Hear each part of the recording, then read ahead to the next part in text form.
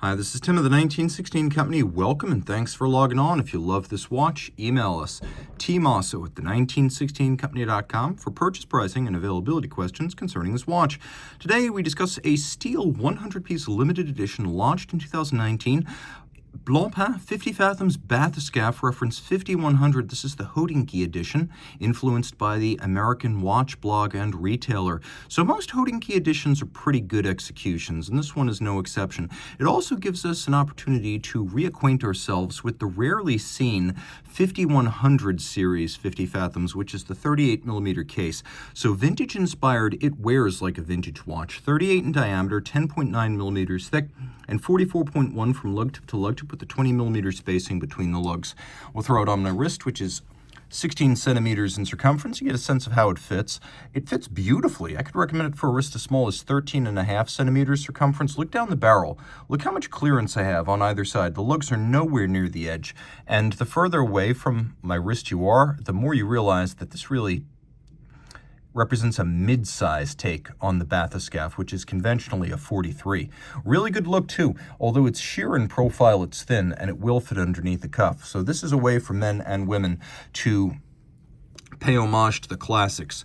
The strap, as is often the case on modern 50 Fathoms, a combination of sailcloth and then on the bottom a rubber inlay to make it supple against the wrist and also isolate the sailcloth from the moisture, sweat, heat, and grit of the wrist. You can see that it's a dark black with a gray stitch. It's got a little bit of bolstering to give it volume and a folded edge.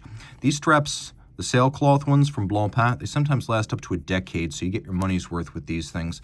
We have a little buckle here that is Blancpain branded, highly angular, faceted, and featuring a combination of media blast and satination. You'll never forget who made it. Case is simple. The Bathyscaphe, as we know it today, debuted in 2013, and this is basically a smaller version of that watch, the reference 5000. This is the 5100. So you've got a big crown with no crown guards, minimal beveling, squared-off lugs, relatively narrow caseband, satin finish, a matte look rather than the high-gloss polish of most of the bigger 50 Fathoms. So this is a stripped-down version of a 50 Fathoms Bathyscaphe format, generally meaning since 2013 a more vintage-inspired 50 Fathoms. That said, this one goes a step further with a no-date dial that's true to history, and Fotina is a little bit contentious. Should you create a dial that looks as though it were 60 or 70 years old, faded radium or tritium? Should you? I'm not sure, but I'll say this, a little bit of color endears this watch to me. It's warmer, it's more emotionally appealing, and while there is no formal reason why this ecru lume needs to be here, I'm actually glad it is. The bezel is a lovely and remarkably sharp piece. I'm going to say it's sharper and more mechanical than you'll find on the bigger 5010 and 5015 references. Those tend to be less distinct. This is a really sharp 120 click ratchet. Now you line up the bezel pearl with the minute hand. Now you've got a diving timer, a count up to 60, which is easy to reference in the dark. Also, you can see that the watch features a loomed seconds hand, which frankly every dive watch should. There's no reason not to. Even if it's just your backup dive timer, you need to know your watch is running. The watch features a matte black dial base, and as you can see, the numerals are all transferred, so a vintage aesthetic. We do have all of the same diving functionality you'd get on a bigger 50, so a screw-down crown, 300-meter water resistance. There is no hacking function, because this is based on the 1150 caliber from Frederic Piguet, but you see how, as with some center-second non-hacking movements, just a little bit of back pressure can allow you to stall out and pause that hand if you wish to do so. So call it a hacking hack. If you believe Blancpain, the original 50 Fathoms was created in 1953 for French naval combat swimmers, and Bob Maloubier would be impressed. This is a fine movement. Now, it's not strictly artisanal, it's not completely handmade and hand-finished, but the execution's highly attractive, and I'm not going to argue with the twin-barrel automatic that gives us 100 hours of power reserve. You could see superlative is 6 positions of adjustment rather than the chronometer standard of 5, and you've got that here. 28 joules, twin barrels, and then a balance. There have been some changes, by the way, to the 1150 architecture over the years, and so this balance is free sprung.